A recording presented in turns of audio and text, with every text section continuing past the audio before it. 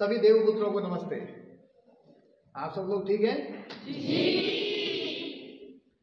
आज मैं कोटपुतली कार्यक्रम में गया था, तो जाते समय रास्ते में एक व्यक्ति ने फोन किया, बहुत ही मेरे करीबी हैं। उन्होंने फोन किया, फोन करके मुझे जो है कल के नए साल के ऊपर मुझे अग्रिम शुभकामनाएं दी। बोले गुरुजी नए साल की शुभकामनाएं, और मैं नए साल का एक कैलेंडर बनाना चाहता हूं, उसमें जो है आपकी फोटो लगाना चाहता हूं। मैंने उससे कहा, मंकी तुम मुझे चाहे और कोई सी भी गाली दे सकते हो, मैं वो गाली सहन कर लूंगा, पर ये गाली मैं सहन नहीं करूंगा। बोले गुरुजी क्यों? मंकी इससे खतरनाक गाली किसी भारतीय के लिए और कोई हो नहीं सकती है। जब कोई अंग्रेजी नववर्ष की शुभकामना देता है और कोई लेता है, तो ये महामूर्खता की पराकाष्ठा है। और आज मैं आप लोगों को समझाना चाहता हूं कि ये क्यों। पहले हमें ये समझना पड़ेगा, ये जो अंग्रेजी नववर्ष है, जनवरी, फरवरी, मार्च, अप्रैल, मई, जून, जुलाई, अगस्त, सितंबर, अक्टूबर, नवंबर, दिसंबर, और ये आजकल हमें बताया जाता है कि बड़ा सिस्टमेटिक कैलेंडर है, बहुत व्यवस्थित कैलेंडर है। इसमें जो कालगणना की जा रही है वो बहुत व्यवस्थित है। और ये ऐसा लगता है हमें ऐसा पढ़ाया जाता है कि ये सृष्टि के आदिकाल से ऐसा कैसे चला आ रहा है, यही कैलेंडर सृष्टि के आदिकाल से चला आ रहा है, और हम इसको इसलिए बड़ा पूज्य मानते हैं, बहुत अच्छा मानते हैं। लेकिन ऐसा कुछ नहीं है, इसका इतिहास हमें जानना पड़ेगा। आज हमारे देश में बार बार ये बताया जाता है कि यूरोप वाले बहुत बुद्धिमान लोग थे, यूरोप वाले जो बता दे वो सबसे बढ़िया, वो एकदम पत्थर की लकीर, और भारत के लोग बिल्कुल बेवकूफ थे, उन्होंने जो बताया वो तो बिल्कुल एकदम गडरियों के गीत हैं। ये आज हमें पढ़ाया जाता है, और आज की नई पीढ़ी इसी मानसिकता में जीती है, और इसी मानसिकता के कारण से आज हमारे देश में क्रिश्चियनिटी बढ़ रही है। इसके साथ साथ आजकल जो है और मार्क्सवादी जो है वो इसमें बहुत ज्यादा एक्टिव हो रहे हैं, क्योंकि हमारे देश के लोगों को हमारा प्राचीन इतिहास, हमारा प्राचीन गौरव वो पता नहीं है। ध्यान से सुनना इस बात को, और आज मैं कुछ समझाने का प्रयास करूंगा कि ये जो मानसिकता हमारे अंदर घुसा दी गई है कि यूरोप और अमेरिका वाले लोग बहुत बुद्धिमान लोग थे, उन्होंने जो सिस्टम बताया है वो बहुत अच्छा बताया है। आज मैं उस सिस्टम के बारे में कुछ बताना चाहता हूं। ये जनवरी, फरवरी, मार्च, अप्रैल, मई, जून, ये है क्या, और ये कब से आए हैं? पूरी दुनिया में आज से लगभग 1,500-2 हजार साल पहले पूरी दुनिया में जो भी काल गणना होती थी, उस काल गणना का आधार भारतीय कैलेंडर होता था, जो उज्जैन से चलता था। और उज्जैन जो था वो काल गणना का एक केंद्र हुआ करता था, और उस केंद्र के आधार पर पूरी काल गणना हुआ करती थी। लेकिन दूसरे देशों में जहां पर शिक्षा का इतना विस्तार नहीं हुआ था, इतना प्रसार नहीं हुआ था, वहां के कोई कोई व्यक्ति भारत में आते थे, कुछ सीख करके जाते थे, आधा अधूरा ज्ञान सीख करके जाते थे, और वहां जाके बताते थे कि भैया भारत में ऐसा कैलेंडर है जिसके आधार पर काल गणना होती है। थोड़ी थोड़ी नकल सीख सीख करके उन्होंने कैलेंडर बनाया अपना, और अपना कैलेंडर बना करके और उन्होंने जो है वहां के लोगों को कैलेंडर की जानकारी देनी प्रारंभ करी। मैं बता दूं, आज जो कैलेंडर चल रहा है, जनवरी, फरवरी, मार्च, अप्रैल, मई, जून, जुलाई, अगस्त, सितंबर, अक्टूबर, ये एक पादरी हुआ था, एक पोप जो है ना, पोप ग्रेगरी नाम का एक व्यक्ति हुआ था। लगभग 6वीं शताब्दी में ये व्यक्ति हुआ था, और उसने जो है ग्रेगोरियन कैलेंडर जो है, ये मैंने 30 नंबर लिखा हुआ है ग्रेगोरियन कैलेंडर। ये ग्रेगोरियन कैलेंडर जो है उसमें 6वीं शताब्दी के बाद में इसने शुरू किया था। उससे पहले ग्रेगोरियन कैलेंडर इस दुनिया में नहीं था। ग्रेगोरियन कैलेंडर जो आया था वो आया था रोमन कैलेंडर के आधार पर। एक यूरोप का एक सम्राट हुआ है, एक राजा हुआ है रोमुलस नाम का, जिसने रोमन साम्राज्य की स्थापना करी थी। और वो रोमुलस जो राजा था वो लगभग 753 ईसा पूर्व जो है यूरोप में आया था। रोमन साम्राज्य की स्थापना उसने करी थी और रोमन कैलेंडर का भी जनक वो माना जाता है, जबकि मूलतः वो जनक नहीं था, उसका लड़का था नोमो पोम्पिलियस। वो जो नोमो पोम्पिलियस था उसने कैलेंडर के ऊपर कुछ काम किया था, शायद भारत से गए हुए कुछ लोग उसको मिले होंगे और उन्होंने कुछ उसको बातें बताई होंगी। तो नोमो पोम्पिलियस था, रोमन साम्राज्य के कुछ नींव जिसने डाली, वो जो राजा था, प्रथम राजा जो रोमलुस राजा था जिसने रोमन साम्राज्य की स्थापना करी थी, उसका लड़का था नोमो पोम्पिलियस। और नोमो पोम्पिलियस जो है उसने इस कैलेंडर में, रोमन कैलेंडर में काफी कुछ सुधार किया था। रोमन कैलेंडर जो है यूरोप में उससे पहले ओलंपियन कैलेंडर चलता था। ये जो ओलंपियन कैलेंडर था ये 7वीं जो ईसा पूर्व जो शताब्दी थी उससे पहले यूरोप में ओलंपियन कैलेंडर चलता था। ओलंपियन कैलेंडर के आधार पर रोमन कैलेंडर बना, रोमन कैलेंडर के आधार पर ग्रेगोरियन कैलेंडर बना। ये जो ओलंपियन कैलेंडर है, ये कैलेंडर जब चलता था यूरोप में तो इसमें 10 महीने हुआ करते थे। जनवरी और फरवरी नाम का कोई महीना नहीं हुआ करता। मार्च से अपना कैलेंडर की शुरुआत होती थी। मार्च, अप्रैल, मई, जून, जुलाई, अगस्त, सितंबर, अक्टूबर, नवंबर, दिसंबर। इसमें जो है ये जो सारे नाम हैं आप लोग सुन रहे, मार्च, अप्रैल, मई, जून, जुलाई, अगस्त, सितंबर, अक्टूबर, नवंबर, दिसंबर, ये नाम पहले कुछ और भी थे। इन लोगों ने कुछ कुछ बदले हैं। जैसे किसी की अपनी रानी को बहुत जो ना वो बहुत पसंद करता था, तो रानी जो ना, रानी का नाम जो है ना जूनी था तो उसके नाम पे जून रख दिया, है ना। एक रानी का नाम था जो ना मई, तो मई, उसका नाम मई रख दिया। एक राजा हुआ, उस राजा का नाम जो है ना जूलियस था, जूलियस के नाम पे जुलाई कर दिया। और जो है मतलब बड़े हंसने की बात है, देखो बच्चों को भी हंसी आई है कि मतलब उनके यहाँ पर महीनों के नाम जो है वो कैसे रखे गए, ये बड़ी हास्यास्पद घटना। और उस समय जो है जो कैलेंडर था, उस कैलेंडर में 10 महीने हुआ करते थे और 304 दिन थे। 304 दिन का पूरा साल था। ये यूरोप वाले जो हमें बताते हैं कि हम बहुत प्रशिक्षित थे, बहुत योग्य थे, बहुत वो योग्य थे, उन लोगों को ये नहीं पता था कि एक साल में कितने दिन होते हैं। 304 दिन का उनका एक साल हुआ करता था। 10 महीनों का दिन था, 10 महीनों का साल था। और 10 महीनों का साल था तो दिसंबर जो है, दिसंबर आप लोग उच्चारण करके देखेंगे, दिसंबर दसम से दिसंबर बनता है। दसम अंबर, अंबर मतलब आकाश, क्योंकि कालगणना जो भी होती है वो आकाश से होती है। आकाश में जितने भी नक्षत्र हैं, उन नक्षत्रों के आधार पर कालगणना होती है। तो बोले 10वां अंबर दिसंबर, 9वां अंबर नवंबर, 8वां अंबर अक्टूबर, 7वां अंबर सितंबर। ये उन्होंने जो है हमारे भारत की संस्कृत के मूल शब्द सप्तम, अष्टम, नवम, दसम, उनसे जो है लेकर के उन्होंने जो है अपने महीनों के नाम बनाए थे। तो दिसंबर 10वां महीना है, नवंबर 9वां महीना है। आज हमें पढ़ाया जाता है, मूर्ख बनाया जाता है कि दिसंबर 12वां महीना है। अरे दिसंबर 12वां महीना होता तो दिसंबर थोड़ी मत बोलते उसको, वो तो दसम बोलते हैं। वो 10वां महीना है, नवंबर 9वां महीना है, अक्टूबर 8वां महीना है, सितंबर 7वां महीना है, अगस्त षष्ठ, वो षष्ठ से बना था। षष्ठ, अगस्त, सप्तम, सितंबर, अष्टम, अक्टूबर, नवम, नवंबर, दसम, दिसंबर, ये 10वां महीना है। ये बेवकूफ बना रहे हैं। जब तक ये 10वां महीना था तब तक वहां पर जनवरी फरवरी थी ही नहीं, केवल 10 महीने थे, 304 दिन थे। फिर ये नोवा पोम्पिलियस जो हुआ था, रोमन साम्राज्य का जो पहला शासक था, उसका बेटा, उसने जब पता चला कि भारत में 12 महीने, तो बोले 12 महीने क्यों? बोले साल बड़ा होता है, ये 304 दिन का नहीं होता है, क्योंकि उनके साल में गर्मी और सर्दी जो ना वो आगे पीछे होती रहती थी, जैसे आज मुसलमानों की होती है। मुसलमानों की यहाँ भी ये सिस्टम गड़बड़ रहा। उन्होंने भारतीयों की नकल तो करी। हमारा जो है जो चांद नमाज की गणना है, उस चांद नमाज की गणना से ना जो है मुसलमानों ने अपना कैलेंडर बनाया, लेकिन उसमें जो अधिमास होता है वो अधिमास भूल गए।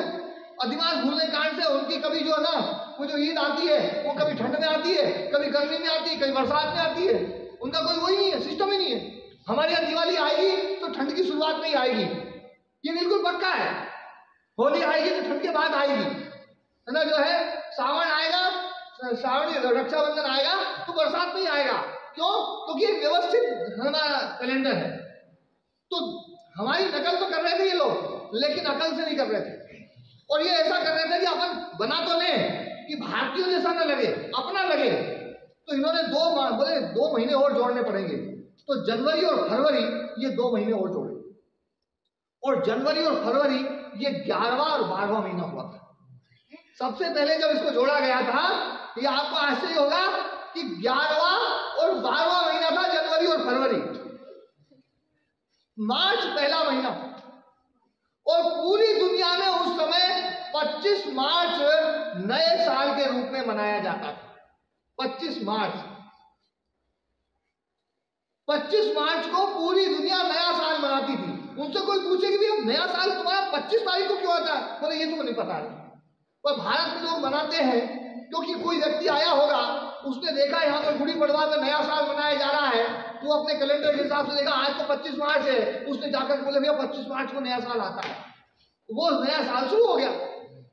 तो 25 मार्च को मनाने लगे लोग। फिर किसी ने कहा बोले 25 मार्च को नया साल मनाने की बजाय ये अप्रैल 5 दिन बाद अप्रैल आ जाएगा तो अपन अप्रैल में मना ले। तो फिर 1 अप्रैल से शुरू हो गया। तो 25 मार्च से लेकर के 1 अप्रैल के बीच में नया साल मनाया जाता था। 1 अप्रैल उनका मुख्य दिन हुआ करता था बाद में। अब ये जो परंपरा चली तो उन लोगों ने कहा बोले अपने को भारतीयों से कुछ अलग करना है, भारतीयों से अलग करना है। तो वहां पर कुछ राजाओं ने कहा कि भैया जनवरी और फरवरी जो अपने 11वें और 12वें महीने हैं इसको पहला दूसरा कर दो। तो जनवरी और फरवरी को पहला और दूसरा महीना करने का उन्होंने प्रयास किया, जबकि हकीकत यह है फरवरी का मतलब है प्रायश्चित। फरवरी मतलब प्रायश्चित। प्रायश्चित का मतलब होता है हमने कोई काम किया, कोई गलती हो गई तो उस गलती के लिए बाद में जो है ना प्रायश्चित होता है। प्रायश्चित तो सबसे बाद में होता है, फरवरी सबसे बाद में आती थी। तो प्रायश्चित तो होता था और कोई घटा बड़ी हो गई है, हिसाब में कोई कम ज्यादा हो गया है, कोई दिन कम ज्यादा हो गया है तो फरवरी में सेटिंग की जाती थी, अंत में सेटिंग की जाती है। तो फरवरी में सेटिंग की जाती थी, इसको 28 रखें 29 रखें। और आपको एक बात और बता दूं, ये फरवरी 28 दिन की बनाई थी नुमा पोम्पिलियस ने, बाद में जाकर के उन्होंने जो है 29 की कर दी। ये की किसने है ये तो बिल्कुल पक्का नहीं पता, लेकिन क्या हुआ, एक जूलियस नाम का एक सम्राट हुआ, और वो जूलियस नाम का जो सम्राट हुआ था उसने क्या किया, जूलियस सीजर रोमन साम्राज्य का लगभग जो है ना 500 ऐसा कुछ ना जो है ना 700-800 वो हुआ ईसा से थोड़ा सा पहले, लगभग 40-44 साल पहले ईसा से पूर्व जो है ना ये जूलियस सीजर नाम का जो सम्राट हुआ था। तो उसने जो है अपने नाम से जुलाई महीने को बनाया, बोले यार मेरे नाम से एक महीना बनाओ, तो जुलाई बना दिया जूलियस ने। अब जूलियस का जो पोता था वो था अगस्टस सीजर, बोले षष्ठ जो ना ये मेरे नाम से मिलता है, इसको मेरे नाम से कर दो, अगस्त कर दो। अब उस समय अगस्त 30 दिन का होता था, और जूलियस जो के कारण से जो महीना बनाया था जुलाई वो 31 का था। तो अगस्टस सीजर को जो है ना यूं लगा कि यार मेरा महीना एक दिन कम कैसे रहे, मैं भी जो है बड़ा सम्राट बन गया हूँ, भले ही होगा मेरा दादा, लेकिन मेरा जो ना महीना जो है वो महीना भी 31 दिन का होना चाहिए। तो बोले 31 दिन का कर दो। तो बोले फिर किसको कम करें, तो बोले फरवरी में 29 दिन है उसको 28 कर दो। मतलब देखो कितनी हास्यास्पद बात है, अगस्टस सीजर ने 30 दिन का जो अगस्त था उसको 31 का कर दिया कि मेरा कुछ नाम हो जाए, और फरवरी में 1 दिन कम कर लो। मतलब उनकी घर की दुकान थी, जिसको हम आज इतना वो मान रहे हैं कि ये कैलेंडर बहुत ही वैज्ञानिक होगा, बहुत बढ़िया बनाया होगा। ये बनाया किस ढंग से है वो मैं थोड़ा बताना चाह रहा हूं कि कितने हास्यास्पद तरीके से ये कैलेंडर बनाया गया। तो जो है उसने जो है उसको 31 तारीख कर दिया और जुलाई को फिर से 28 कर दिया, और ऐसा मिला करके फिर उन लोगों ने 363 दिन का एक साल बनाया। तब भी 363 दिन थे, 363 दिन का उनका एक साल रहा, और बहुत बाद में जाकर के लगभग 6वीं शताब्दी में जाकर के और जो है एक जो वो हुआ रोम में जो ना एक पोप जो हुआ था, तो वो जो है पोप ग्रेगरी जिसने एक ग्रेगोरियन जो ना कैलेंडर बनाया, उस पोप ग्रेगरी ने जो है ना फिर इसमें थोड़ा सा सुधार करा करके बोले इसमें और थोड़ा सा सुधार करो, और सुधार करा करके ये ग्रेगरियन कैलेंडर बना। और ये ग्रेगरियन कैलेंडर 1800 जो है लगभग जो है 1582 में फ्रांस का एक राजा था, चार्ल्स 10वां राजा। फ्रांस के राजा ने ये कैलेंडर को देखा और वो थोड़ा सा भारत का बड़ा विरोधी रहा, क्योंकि ईसाई लोग जो थे ये थोड़े से विरोधी थे।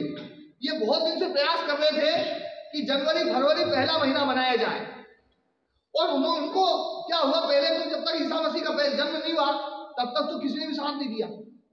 लेकिन एक बड़ी विचित्र घटना घट गई, और उस विचित्र घटना के कारण से सारे ईसाइयों ने मिलकर के फिर थोड़ा सा ये प्रयास किया कि अपन जो ना ये 1 जनवरी को नया साल बनाए। और उसका कारण क्या रहा, वो बड़े समझने की बात है, बड़ी पते की बात है। ईसा मसीह जब पैदा हुआ था तो ईसा मसीह जो ना उसने ईसाई धर्म को ना वो प्रवर्तक रहा, ईसाई मजहब पैदा किया। ईसाई मजहब जो पैदा हुआ, ईसा मसीह से पहले इस धरती पर ईसाई धर्म नहीं था। वो आया तब से ईसाई धर्म शुरू हुआ। जब ईसाई धर्म शुरू हुआ तो जो उनके अनुयायी रहे ईसाई, उन्होंने सबने जो है ना ईसा मसीह के कारण से, क्योंकि ईसा मसीह का जो जन्म हुआ था वो जन्म हुआ था 25 दिसंबर को। आज भी देश में मनाया जाता है, क्रिसमस मनाई जाती है, भैया 25 दिसंबर क्रिसमस मनाओ, ये करो, पता नहीं कौन कौन से वो ना ड्रामे होते, कई प्रकार की चीजें होती हैं। हाँ, तो जो ना कई प्रकार के ट्री और वो ले ना, और वो कौन आएगा, वो लाल लाल कपड़े पहन करके जो ना सेंटा क्लॉज आएगा और मिठाइयाँ देगा, और हमारे देश के लोग भी बड़े बेवकूफ बन जाते हैं, सांता क्लॉज आ गया मिठाई देंगे, एक टोपी दे देता है, उसी गीत गाते हैं। पूरे माता पिता जो है पूरे 365 दिन जो है ना बढ़िया भोजन देते हैं, बढ़िया मिठाई भी देते हैं, सब कुछ देते हैं, उनके गीत नहीं गाते हैं अपन वो सांता क्लॉज के जो है वो गीत गाते हैं। बोले वो भैया ये जो है तो जो है तो बड़े तो ध्यान देने वाली बात है। 25 दिसंबर के दिन ईसा मसीह का जन्म हुआ। यहूदी धर्म में वो पैदा हुए। यहूदियों में एक परंपरा थी खतना करने की परंपरा। खतना करने वाली परंपरा बड़ी ना एक बेहूदी परंपरा है। आज सब इसको जो ना नकारते हैं लगभग, लेकिन अभी इस्लाम में ये चल रही है। तो खतना वाली जो परंपरा वो 7वें दिन खतना होता था। कौन से दिन? 7वें दिन। 25 दिसंबर को पैदा हुए तो 7वां दिन कौन से दिन आएगा? 25 को पैदा हुए, 26 पहला दिन, 27 दूसरा, 28, 29, 30, 31 और 7वां दिन कौन से दिन आएगा? 1 जनवरी। 1 जनवरी जो कल आने वाला है, जिसको लोग सब एक दूसरे को बधाई देते रहे, बधाई दो बधाई दो बधाई दो। वो बधाई क्यों दो ये आज तक किसी को समझ में नहीं आया है। उस दिन ईसा मसीह का खतना हुआ था। और ये खतना जो है ना सब बच्चों को भी पता नहीं है, ये बड़ी एक इतनी ना विभत्स चीज है। उस खतने के लिए इस 1 जनवरी को प्रमोट किया जा रहा है पूरी दुनिया में कि हमारे ईसा मसीह का खतना हुआ था, इसलिए 1 जनवरी को बढ़िया मनाया जाए। और वो 1 जनवरी जो है बड़ी फेमस हो रही है। 1 जनवरी पर मनाओ भैया, 1 जनवरी मनाओ, 1 जनवरी मनाओ। जिस दिन सबको पता चल जाएगा ये तो ईसा मसीह के खतने के कारण से इसको प्रमोट किया जा रहा है। नहीं तो पूरी दुनिया में पहले मार्च अप्रैल में नया साल मनाया जाता। ये इस समय क्यों नहीं मनाया जाए? देखो ये बात समझने की है। यदि जनवरी फरवरी को पहले जोड़ लिया जाए तो दिसंबर 10वां महीना नहीं बनेगा, 12वां बनेगा, नवंबर 9वां महीना नहीं रहेगा, वो 11वां हो जाएगा।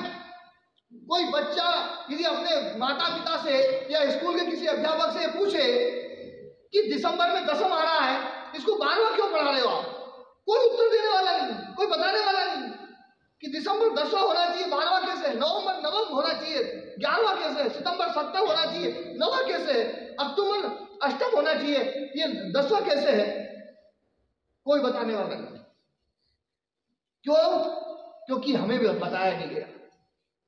और ये ईसाइयों ने हमारे देश में भी इस कैलेंडर को स्थापित किया बड़े तरीके से कि बहुत वैज्ञानिक है, बहुत वो है। और आजादी के 75 सालों में आज तक हमें इस कैलेंडर के बारे में नहीं बताया गया, इसकी मूर्खता के बारे में नहीं बताया गया कि कैसे ये डेवलप हुआ है, कैसी बेहूदियों से और कैसी हास्यास्पद चीजों से ये कैलेंडर बढ़ा हुआ है कि इसका ये महीना बोले इसका एक कम कर दो, चलो इसका ये बढ़ा दो। जबकि हमारे यहाँ पर जो कैलेंडर था वो कैलेंडर पूरा नक्षत्रों के हिसाब से, चैत्र मास है किसी व्यक्ति के नाम पर नहीं है, वैशाख मास है किसी व्यक्ति के नाम पर नहीं है, चित्रा नक्षत्र से युक्त जब पूर्णिमा होती है, जब पूर्णिमा का चांद चित्रा नक्षत्र के पास में होता है, उस नक्षत्र से युक्त पूर्णिमा जिस महीने में होती है उस महीने का नाम चैत्र मास होता है। वो आज से 10,000 साल भी वैसे ही पहले था, आज भी और आज ही 10,000 साल बाद भी वैसे ही रहेगा। एक वैज्ञानिक सिस्टम है, नक्षत्रों के आधार पर हमने नाम रखा है चैत्र मास। विशाखा नक्षत्र से युक्त जो पूर्णिमा है वो जिस महीने में आएगी वो वैशाख मास। ज्येष्ठा नक्षत्र है, आषाढ़ नक्षत्र है, सारे नक्षत्रों के आधार पर सारे मास चुने गए हैं और एक विधिवत रूप से उनको व्यवस्थित रखा गया है। और चंद्रमा जो है एक दिन में 12 डिग्री पूर्व की तरफ जो है ना वो बढ़ जाता है, तो 12 डिग्री बढ़ता है, ऐसे बढ़ता और लगभग वो 29 दिन और 30 दिन के बीच में जो है ना वो एक चक्कर लगाता है। तो ये आधा दिन का जो गैप होता है वो आधा दिन का गैप की भरपाई हम 2.5 साल में एक अधिमास जोड़ करके करते हैं। और वो अधिमास जोड़ने वाली जो परंपरा है बिल्कुल वैज्ञानिक परंपरा है, जिसके आधार पर हमारा मास जो है वो बिल्कुल एकदम व्यवस्थित चलता है। और ध्यान देने वाली बात है, ये तो चांद्रमास के अनुसार, चंद्रमा के अनुसार जो है ना हमारा चांद्र संवत्सर बना, चंद्रमा के अनुसार जो मास बने वो चांद्रमास, और चांद्रमास जिस साल में है वो साल या वो संवत्सर वो चांद्र संवत्सर हो गया। ऐसे ही सूर्य के हिसाब से भी हमने अपनी काल गणना बनाई है। और सूर्य के हिसाब से जो काल गणना बनती है, पृथ्वी सूर्य के चारों तरफ चक्कर लगाती है, तो सूर्य के चारों तरफ चक्कर लगाती है तो 30 दिन में जो पृथ्वी है वो लगभग 30 डिग्री जो है ना 30 डिग्री तक पृथ्वी चक्कर लगाती है। 30 डिग्री में जब बढ़ती है तो उतनी जगह में जितने भी नक्षत्र आते हैं उन सबको ना हमने एक ना राशि का नाम दिया, वो है एक राशि। और ऐसी हमने 12 राशियां निर्धारित करी।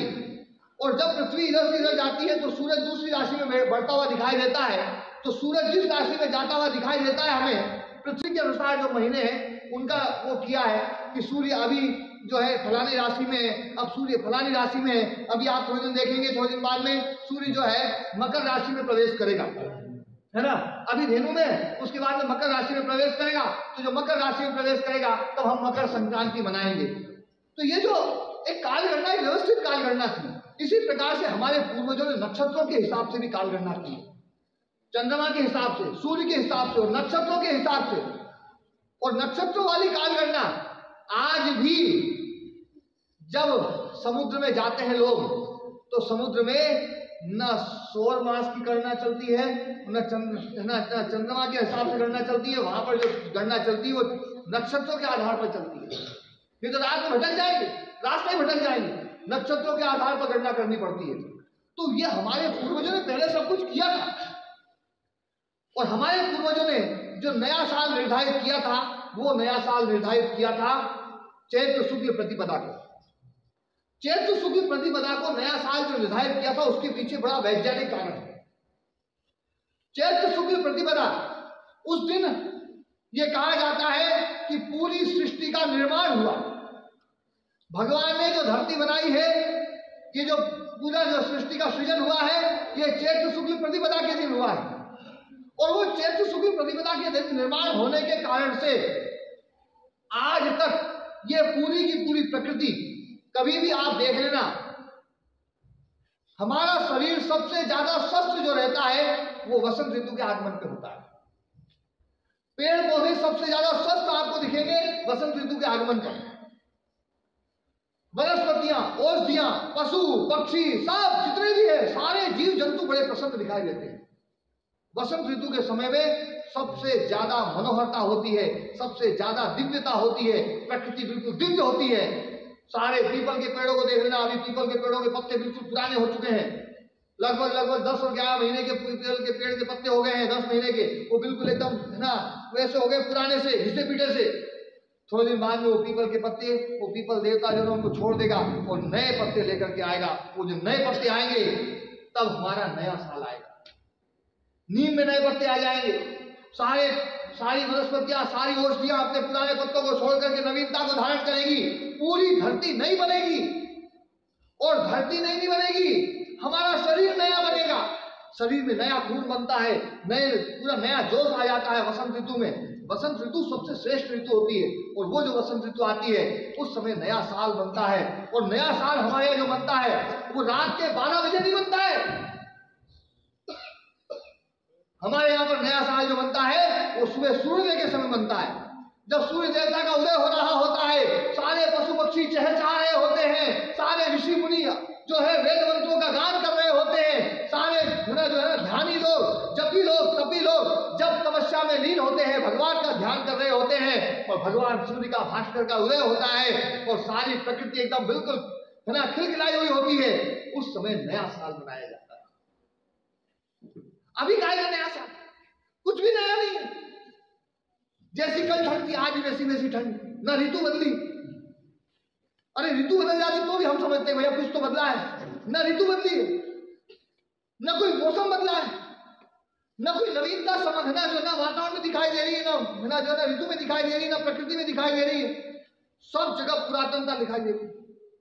आप लोग जिस कक्षा में कल थे आज है ना, आज भी उसी कक्षा में हो, कल भी उसी कक्षा में रहोगे।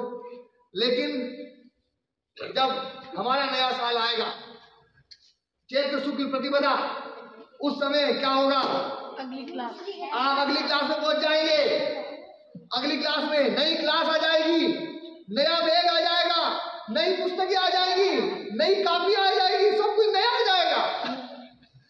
बच्चों के लिए नया साल, बच्चों के लिए नया साल तब होता है जब बच्चों की ड्रेस नहीं हो जाती, बच्चों का बैग नया हो जाता है, बच्चों का जो है ना कॉपी पुस्तक सब नहीं हो जाती है, नई कक्षा, नए क्लास टीचर और नए अध्यापक, और पूरे ऊर्जा के साथ वो नएपन का महसूस करता है।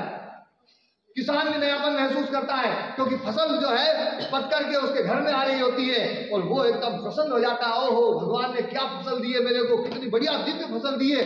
उसके पास में उसके जेब में पैसा आ जाता है, वो भी नयापन का महसूस करता है। नयापन तो ये है। और बाकी लोग ठंड में सिकुड़ सिकुड़ के बहुत परेशान हो गए थे, वो सारे जो ना रजाई करते जो ना सबको हटा हुटू करके, और जब गर्मी की ऋतु आने वाली है, वसंत ऋतु आती है, वसंत ऋतु जो है बिल्कुल समशीतोष्ण, न तो ज्यादा ठंडी न ज्यादा गर्मी, तो कपड़े भी बिल्कुल नए नए आ जाते हैं। पुराने कपड़े जो स्वेटर वेटर और सब जो ना उनके कपड़े हैं वो सब हटा दिए जाते हैं, और बढ़िया कपड़े जो आना आ जाते हैं, नए नए कपड़े आ जाते हैं, कपड़े नए आ जाते हैं, वो नयापन है। प्रकृति में नयापन, यहां तक कि कई पक्षी अपने पंख पुराने छोड़ देते हैं। मोर को देखना कभी भी वसंत ऋतु में जो है पुराने सारे पंख जो ना फेंक भाग करके और उसके नए पंख आ जाते हैं। केवल मोर ही नहीं, और दूसरे बहुत सारे जीव जंतु हैं जिनमें पूरा नवीनता का संचार हो जाता है, पूरा शरीर उनका नया हो जाता है। वो है नया वर्ष, जिसमें पूरी प्रकृति हमारे साथ में नया वर्ष मनाती है। ये काय का नया वर्ष? आज रात में 12:30 सब लोग 12 बजे जो ना बिल्कुल बेवकूफों की तरह और फटाके फोड़ेंगे। सारे पशु पक्षी जो बेचारे ठंड में दुबके हुए हैं, बाहर निकल के देखो कैसी शीतलहर चल रही है, कोहरा बढ़िया घना कोहरा छाया हुआ है और भयंकर ठंड पड़ रही है। सारे पशु पक्षी दुबके हुए हैं, सारे जीव जंतु बोले यार कहाँ भागे, और उसमें कोई फटाका फोड़ रहा है। सारे जीव जंतु सोचते हुए इंसान पागल हो गया। कोई शराब पी रहा है, कोई नाच रहा है। 12 बजे जो सोने का समय है, सारे जीव जंतुओं को परेशान कर रहे हैं। बताओ इससे ज्यादा बेवकूफी कोई हो सकती है? नहीं। ये ऐसे बेवकूफी वाला त्योहार, और ये त्योहार ये यूरोप का त्योहार है, हमारे देश का त्योहार नहीं है। यदि ये हमारे देश में मनाया जाएगा तो जैसा यूरोप में मनाया जाता है एक न एक दिन वैसा ही भारत में मनाया जाएगा। यूरोप में कैसे बनता है? आज की रात यूरोप की सबसे खतरनाक रात है। जितने भी जवान लड़के जवान लड़कियां निकल जाते हैं दारू पी पी करके, और सब कोई रोड पे पड़ा है, कोई कैसे पड़ा है, कोई आधा डंडा, कोई पूरा डंडा, कैसे ही मतलब गया उनका कोई सारे धर्म आज वो भूल जाते हैं। धर्म भ्रष्ट लोग वो इस त्योहार को ऐसे मनाते हैं। यदि वो त्योहार हमारे देश में आ गया और हमारे देशवासी मनाने लगे तो एक दिन हमारे देशवासी भी वैसे ही मनाएंगे। इसलिए इसको रोकना आवश्यक है। इसलिए मैं सभी अभिभावकों से इस बात को कहना चाहता हूं, मेरी बात जो सुन रहे हैं, इस नए वर्ष का जितना विरोध हो सके वो विरोध करो, बोले भैया कोई और गाली दे दो भले, बोले नए साल की शुभकामना मत देना, क्योंकि नया साल नहीं आया। इन ईसाइयों ने हमारे देश को जितना बर्बाद किया है, हमारा देश का की जीडीपी पूरी दुनिया में 17वीं शताब्दी का आप इतिहास उठा करके देखो, पूरे दुनिया की जितनी जीडीपी थी उसकी आधी जीडीपी हमारे देश की थी। पूरी दुनिया में 45% व्यापार पे हमारे देश का कब्जा था। पूरी दुनिया में इतना साधन संपन्न देश, 7,32,000 गुरुकुल करते थे हमारे देश में, सारे इन्होंने खत्म किए। इतना धनधान्य संपन्न देश, सोने की चिड़िया देश था, उसको बिल्कुल महादरिद्र बना दिया। जब ये अंग्रेज हमारे देश से गए थे तो हमारे देश में एक सुई तक नहीं बनती थी। सारा व्यापार हमारा बर्बाद किया था इन अंग्रेजों ने, और हम उनका त्योहार मना रहे हैं। वो हमें थोप के गए, उनका त्योहार हम मना रहे हैं। लानत है ये, बिल्कुल जो ना, इससे ज्यादा बेशर्मी और इससे ज्यादा बेहूदगी और इससे ज्यादा मूर्खता कोई और नहीं हो सकती है। ये कैलेंडर बिल्कुल वैज्ञानिक नहीं है। आज पूरी दुनिया में ईसाइयों का कब्जा है, इसलिए हमें बताया जा रहा है बहुत अच्छा, बहुत अच्छा, बहुत अच्छा। मैं एक बात गारंटी के साथ कहता हूं, दो व्यक्तियों को, एक भारतीय कैलेंडर का जानकार व्यक्ति और एक ये ग्रेगोरियन कैलेंडर को जानने वाला व्यक्ति, दोनों को थोड़ा सा शून्य कर दिया जाए और थोड़े दिन के लिए उनको जो है एक निद्रा में सुला दिया जाए और 2 महीने बाद 3 महीने बाद उनको वापस जगाया जाए। हमारा व्यक्ति जागने के बाद में ये बता देगा कि आज कौन सी तिथि है। चंद्रमा को देख करके, नक्षत्रों को देख करके वो बता देगा। लेकिन जो ये ग्रेगोरियन कैलेंडर वाला व्यक्ति, जो पाश्चात्य व्यक्ति जिसने इस कैलेंडर को पढ़ा है, वो ये बता ही नहीं सकता कि आज 25 तारीख है, 26 तारीख है, कौन सी तारीख है। उसको बताना पड़ेगा कि भैया तारीख आज ये है, तब जाकर के फिर गिनती करेगा। जिसमें दूसरों को बताने पर पता चलता है वो कैलेंडर श्रेष्ठ, या जिसमें प्रकृति को देख करके पता चलता है कि आज कौन सी तिथि है, वो कैलेंडर श्रेष्ठ। दूसरा जो प्रकृति से पता चले वो कैलेंडर श्रेष्ठ। लेकिन हमने उस कैलेंडर को छोड़ दिया। बड़े गजब की बात, बड़ी निराशा वाली बात। तो आज हमारे देश में हम संकल्प लें, हमारे सारे के सारे त्योहार आज भी जो है हम अपने कैलेंडर के हिसाब से मनाते हैं। दिवाली हम अपने कैलेंडर के हिसाब से मनाते हैं, होली हम अपने कैलेंडर के हिसाब से मनाते हैं, रामनवमी, कृष्ण जन्माष्टमी हम अपने कैलेंडर के हिसाब से मनाते हैं, रक्षाबंधन, दशहरा हम अपने कैलेंडर के हिसाब से मनाते हैं। ये सारे अच्छे अच्छे त्योहार हम अपने कैलेंडर से मनाते हैं। ये इनके कैलेंडर वाले त्योहार हैं, वो कौन से हैं? नया साल, 1 जनवरी, शराब पियो और त्योहार मनाओ, और एक वो वैलेंटाइन डे,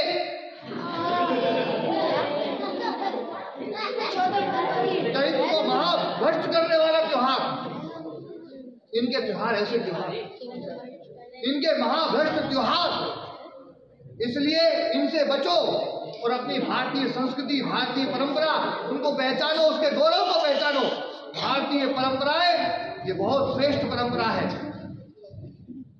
यदि आप सबने इसको समझा, इसके गौरव को समझा, तो निश्चित रूप से हम जो है अपने देश के उस खोए हुए गौरव को फिर से स्थापित कर सकते हैं। हमारी जो संस्कृति थी, हमारा जो धर्म था, हमारे महर्षियों के द्वारा जो दिया हुआ जो ज्ञान था, वो सर्वश्रेष्ठ था। हमारे मनुष्यों को आज से करोड़ों साल पहले ये पता था 12 महीने होते हैं, 365 दिन होते हैं, धरती हमारे जो है वो गोल है, कैसे घूमती है, चंद्रमा कैसे घूमता है, इनकी पूरी जो जानकारी वो हमारे पूर्वजों को थी।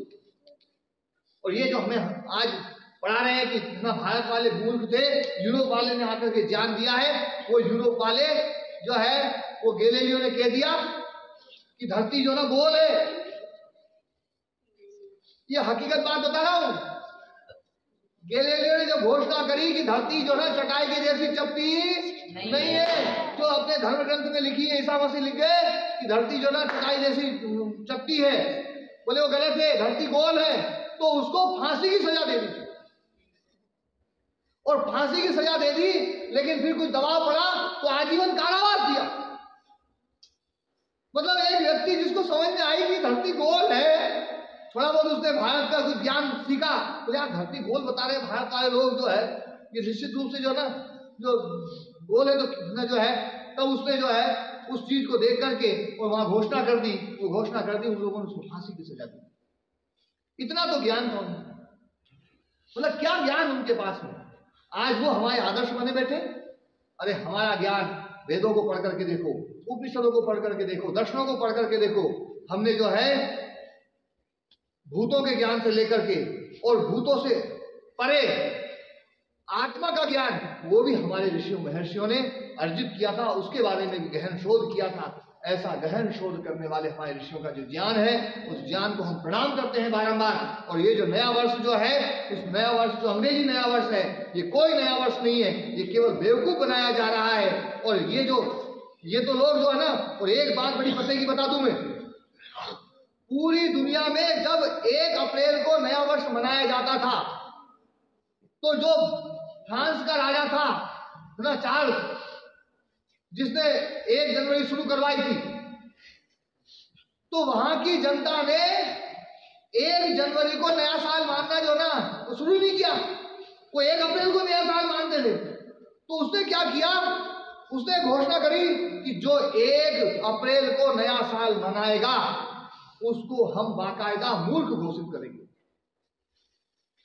और 1 अप्रैल को मूर्ख दिवस घोषित किया उन लोगों ने, केवल और केवल भारतीय परंपरा को खत्म करने के लिए 1 अप्रैल मूर्ख दिवस बनाया गया। और आज हमारे कितने भारतीय, जो भारतीयों को मूर्ख बनाने के लिए मूर्ख दिवस बनाया गया, उस मूर्ख दिवस को मनाते हैं। और 1 अप्रैल को ना अप्रैल फूल है ना, इससे ज्यादा मूर्खता क्या होगी। ये अप्रैल फूल वाला जो सिस्टम है, ये केवल और केवल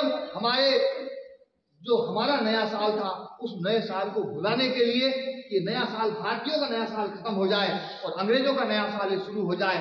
और इसलिए उन्होंने अप्रैल फूल वाला त्योहार जो ना शुरू किया था, वो अप्रैल फूल वाला। न तो हम उस दिन 1 अप्रैल को किसी को अप्रैल फूल बोलेंगे, न अप्रैल फूल किसी को मनाएंगे। मूर्ख दिवस हम नहीं मनाएंगे, क्योंकि हम मूर्ख नहीं, बुद्धिमान लोग, भारत का हर व्यक्ति बुद्धिमान है। तो जो है हम कल जो है 1 जनवरी, जो लोग ये कहते हैं 1 जनवरी को बधाई दो और ये करो और वो करो, ये कोई सिस्टम अपने यहाँ नहीं चलेगा। ये तो देना हमारे देश से हमें इसको उखाड़ करके फेंकना है, इसको खत्म करना है। और जो है जो भी आपको बधाई दे, बोले भैया वापस ले, ये मत देना, ये बिल्कुल नहीं देना। मैं पहले इसका बहुत भयंकर विरोधी रहा हूं। कोई व्यक्ति कहता है, बोले गुरु जी कथा की शुरुआत 1 जनवरी से कर दो, बल्कि बिल्कुल नहीं करूंगा, या तो 2 से करूंगा या 31 से करूंगा, 1 जनवरी से करूंगा ही नहीं। तो लोग कहेंगे गुरु जी ने 1 जनवरी मना ली, 1 जनवरी बिल्कुल नहीं मनाएंगे। ये हमारे ऊपर थोपा गया, बहुत क्रूरतापूर्वक थोपा गया, और हमारी संस्कृति को नष्ट करने के लिए थोपा गया पर्व है। इस पर्व को हम नहीं मनाएंगे, ये हमारा पर्व नहीं है। और दिनकर की वो कविता तो मुझे आज भी जो है ना, मतलब नव वर्ष के लिए जो दिनकर ने कहा था कि ये नव वर्ष हमारा नहीं है, ये अंग्रेजों का नव वर्ष है, और ये जो है ये नव वर्ष हमें स्वीकार नहीं, क्योंकि ये त्योहार हमारा नहीं है। और हम इसको जो ना, हम कैसे मना सकते हैं।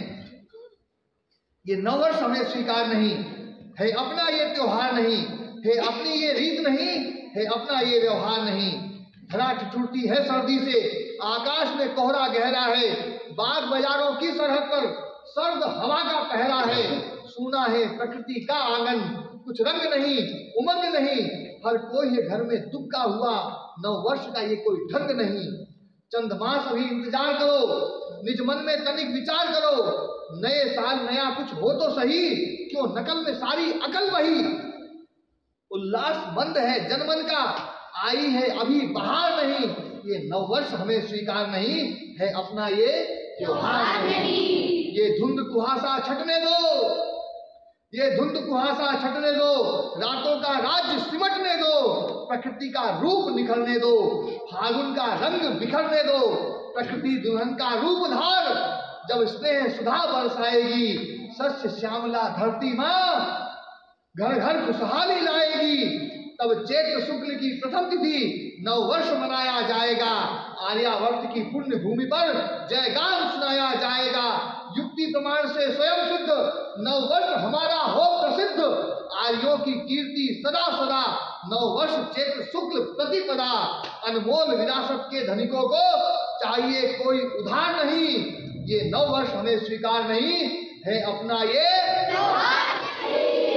है अपनी ये रीत नहीं, है अपना ये व्यवहार नहीं, ये नववर्ष हमें स्वीकार नहीं, है अपना ये त्योहार नहीं। और ये जो नववर्ष हमारा जो प्राचीन नववर्ष आता था, जो चैत्र शुक्ल प्रतिपदा के दिन सृष्टि का निर्माण उस दिन हुआ, भगवान श्री राम का राज्याभिषेक उस दिन हुआ, है ना। युधिष्ठिर महाराज चक्रवर्ती सम्राट युधिष्ठिर का राज्याभिषेक उस दिन हुआ। विक्रमादित्य ने शकों को हुणों को परास्त करके और फिर से जो है एक नया भारत का निर्माण किया था, तो उन्होंने जो है चैत्र शुक्ल प्रतिपदा के दिन अपने उसकी घोषणा करी थी। तब से जो है हमारे देश में विक्रमी संवत चलता है। और ऐसे जो ना महान हमारे ना एक बहुत बड़े विद्वान और महर्षि स्वामी दयानंद सरस्वती जी ने जो है आर्य समाज की स्थापना भी वो ना जो है चैत्र शुक्ल प्रतिपदा के दिन करी। ऐसे कितने ही जो है हमारे हेडगेवार जी का जो जन्मदिन था वो भी जो है चैत्र शुक्ल प्रतिपदा के दिन किया, है ना। या उन्होंने उनके साथ में भी जो है चैत्र शुक्ल प्रतिपदा का जुड़ाव है, उस संघ की स्थापना उन्होंने करी थी चैत्र शुक्ल प्रतिपदा के दिन से। तो जो है तो चैत्र शुक्ल प्रतिपदा का एक बहुत है बड़ा उज्जवल इतिहास है, एक वैभवशाली इतिहास है। हम उस चैत्र शुक्ल प्रतिपदा के वैभवशाली इतिहास को हम भूल गए, हमें फिर से अपने को याद दिलाना है और सबको याद दिला करके और हम फिर से जो है और आप सब लोग इस वीडियो को सुने, इस ज्ञान को जन जन तक पहुंचाएं, अच्छा लगे दूसरों को भी शेयर करें। ये ज्ञान की बात जो है थोड़ा सा समय जरूर लगेगा, लेकिन आप सुने और दूसरों को सुनाएं। आप सबको प्रणाम, सबको नमस्ते। बोले भारत माता की जय।